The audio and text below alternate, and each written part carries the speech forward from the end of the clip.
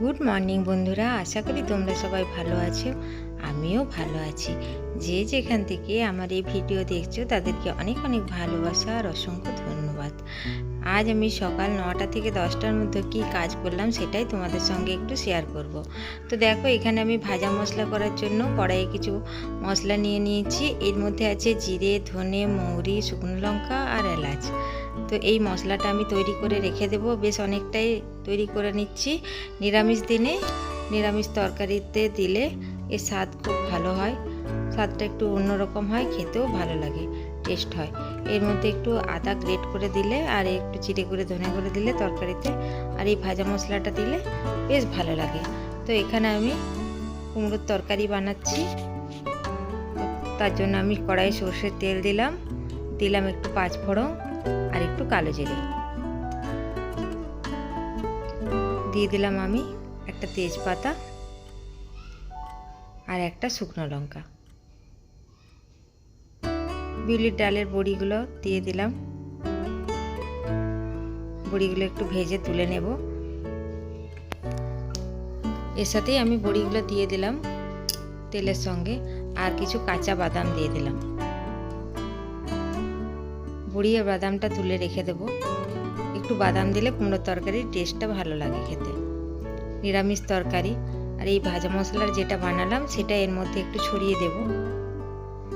বড়ি বাদামটা ভাজা হয়ে গেছে, উঠিয়ে নিয়ে আমি আলুগুলো দিয়ে দিলাম।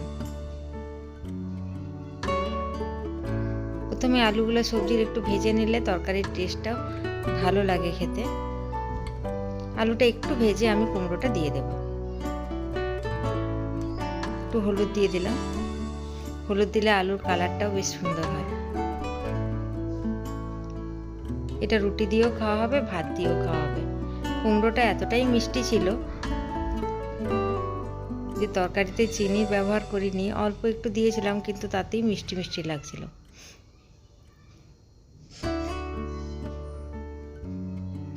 কুমড়োটা দিয়ে একটু ভেজে নিচ্ছি।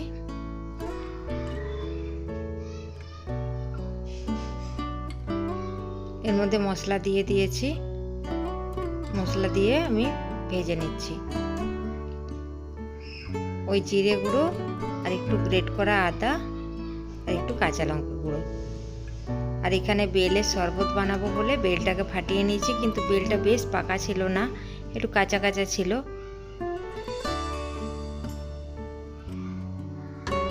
আর ভাজা মশলাটা আমি ঠান্ডা করতে দিয়েছি গুঁড়ো করবো বলে।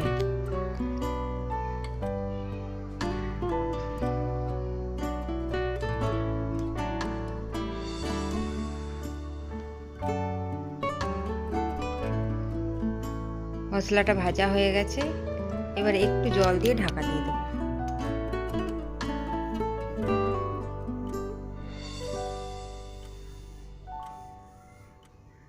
এখানে বেলটা চটকে নিয়েছি, এর মধ্যে জল দিয়ে আর ছাঁকনি করে ছেঁকে নিয়েছি। তৈরি হয়ে গেল বেলের শরবত। ঠান্ডা জল দিয়েছিলাম। এখানে গুড় আর চিনির কিছুই ব্যবহার করিনি। বেলটা খুব মিষ্টি ছিল।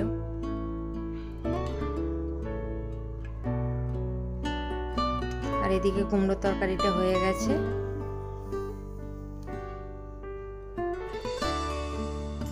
বড়ি ও বাদাম দিয়ে নামিয়ে নেব। আমার এই ছোট্ট ভিডিওটা যদি কোনো জায়গায় কোনো অংশে একটুও ভালো লাগে তো একটা লাইক দিয়ে দিও প্লিজ।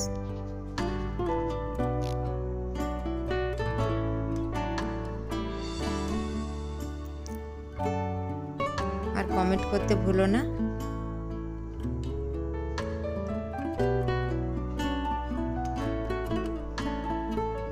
আজ তাহলে এখানেই রাখি বন্ধুরা। আর এইদিকে আমার ভাজা মশলাটা গুঁড়িয়ে নেবার জন্য মিক্সিতে নিয়ে নিয়েছি।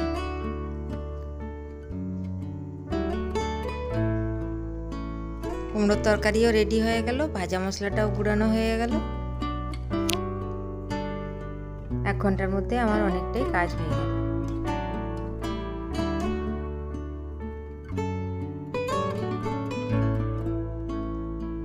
এবার ভাজা মশলাটা দিয়ে আর পরিবেশন করে নেব।